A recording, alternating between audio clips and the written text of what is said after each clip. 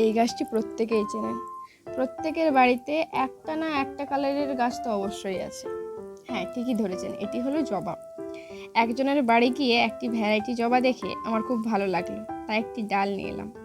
ডাল থেকে আজ কিছু কাটিংস তৈরি করার জন্য 45 ডিগ্রি অ্যাঙ্গেলে কাটিংসগুলি কেটে নিয়ে সমস্ত পাতা ছেঁটে নেব। মাটি তৈরির জন্য ভার্মিকম্পোস্ট, বালি, মাটি একসাথে মিশিয়ে নিয়ে গাছ লাগাবো। গাছগুলিকে অ্যালোভেরার মধ্যে ডিপ করে হলুদ লাগিয়ে আমি প্রত্যেকটি ডাল লাগিয়ে দেব। আপনারা চাইলে ফাঙ্গিসাইড, রুট হরমোন ব্যবহার করতে পারেন। আমার কাছে নেই, তাই আমি হলুদ আর অ্যালোভেরাই ব্যবহার করছি।